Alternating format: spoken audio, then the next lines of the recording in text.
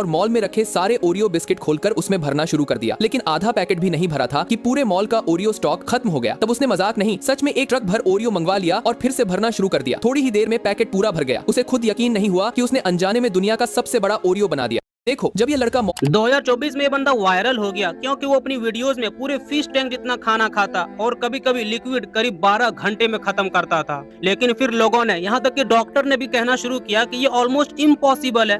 खासकर वो वीडियो जहां उसने 100 लीटर मॉन्स्टर एनर्जी ड्रिंक पीने का दावा किया। उसकी वीडियोस में मिलियंस में व्यूज आने लगे, लेकिन अब उसके टिकटॉक और इंस्टाग्राम अकाउंट प्राइवेट या डिलीट हो चुके हैं। बाद में जब लोगों ने उसे कॉल आउट की तो उसने कहा कि उसकी वीडियोस एक्चुअली कई दिनों में शूट होती थी, लेकिन ये पूरी तरह सच है या नहीं ये अभी भी क्लियर नहीं है। 2024 में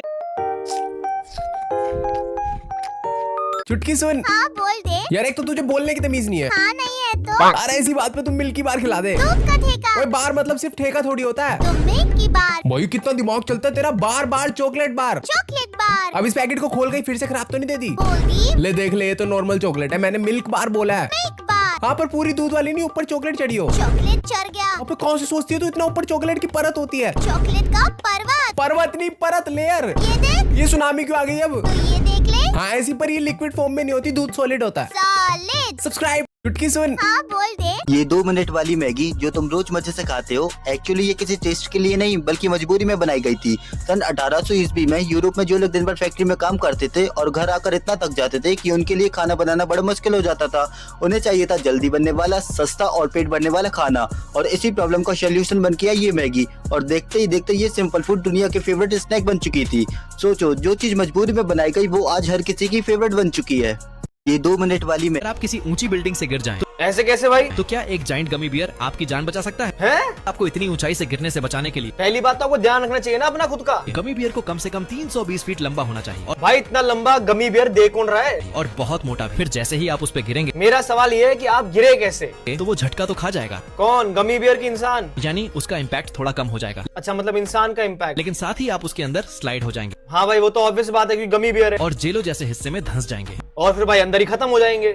आप किसी ऊंची पापा आर्मी में गए लेकिन फिर कभी वापस नहीं आए। अपनी बहन को इस दर्द से बचाने के लिए उसके इंडिया में खाने वाली ऐसी चीजें जो इंडिया की है ही नहीं तो फिर कहाँ की है? सबसे पहले जलेबी। पाइए सबसे पहले अरब देशों में बनती थी, जिसे जलेबी की जगह जलाबिया कहा जाता था। नेक्स्ट है समोसा। भले ही आज तक ये तुम्हें इंडिया का लगता हो, पर अब मत सोचना क्योंकि ये सबसे पहले ईरान में बने थे, जिसे समोसा कहते हैं। मतलब कोई डायनासोर की प्रजाति जैसा नाम है। लास्ट में चाय। चाय सबसे पहले चाइना में बनी थी। भारत में चाय अंग्रेज लाए थे। चलो ये अंग्रेजों की औलाद ने कुछ तो अच्छा किया।